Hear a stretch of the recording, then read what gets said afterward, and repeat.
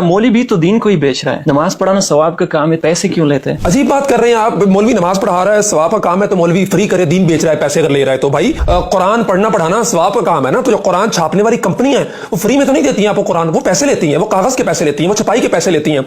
हज करना सवाब का काम है, फर्ज है। ट्रैवल एजेंसियां आपको मुफ्त में तो हज पे नहीं भेज देती, वो पैसे लेती हैं ना आपसे। जहाज वाले पैसे लेते हैं आपसे, मस्जिदें बनाई जाती हैं, अंदर नमाज होती है, कुरान पढ़ा जाता है, सारे नेकी के काम होते हैं। लेकिन मिस्त्री मस्जिद बनाने के पैसे लेता है, मस्जिद में लगने वाली सीमेंट के आप पैसे देते हैं, सरिये के पैसे देते हैं, मजदूरों को आप पैसे देते हैं। शादी आधा ईमान है, निकाह सुन्नत है, दीन का हिस्सा है। लेकिन बेद छुआरों से लेके, कपड़ों से लेके, कैटरिंग वालों से लेके, शादी हाल वालों पे लाखों रुपए आप लुटा देते हैं। लेकिन अगर मौलवी को 5,000 रुपया 10,000 रुपया निकाह जिसने पढ़ाना है, आपके इस रिश्ते को हलाल करना है, अगर आपको देने पड़ जाए तो आपको मौत पड़ जाती है। अजीब बात कर रहे हैं आप। मौलवी हमारी नजरियाती शर्तों का मुहाफिज है, हमारे ईमान की फिक्र कर रहा है, हमारे दीन की फिक्र कर रहा है, तो उसका जो टाइम वो दे रहा है दीन के लिए, मस्जिद के लिए, पाबंद होकर बैठा है आपकी नमाज पढ़ाने के लिए, जनाजे पढ़ाने के लिए, आपके साथ दीनी मामलात के अंदर ताउन करने के लिए, तो उसका नफा पूरा करना भी आपकी जिम्मेदारी है।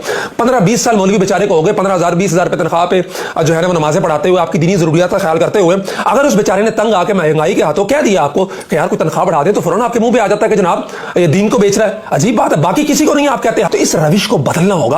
वो अपनी सर्विसेज दे रहा है, वो टाइम दे रहा है, वो आपके लिए पाबंद होकर बैठा हुआ है, तो इसलिए उसकी जरूरियात का ख्याल रखना है आपकी जिम्मेदारी। आप ये नहीं कह सकते कि वो दीन को बेच रहा है। अगर मौलवी दीन को बेच रहा है तो फिर हज सर्विसेज वाले दीन को बेच रहे हैं, फिर मस्जिद बनाने वाले दीन को बेच रहे हैं, फिर वापडा वाले दीन को बेच रहे हैं जो मस्जिद में बिजली दे रहे हैं। फ्री दे ना, दीन का काम हो रहा है, वहां पे नमाजें पढ़ी जा रही हैं, वहां पे तो बच्चे कुरान पढ़ रहे हैं, मदारिस की बिजली फ्री कर दें आप, फिर वापडा दीन को नहीं बेच रहा।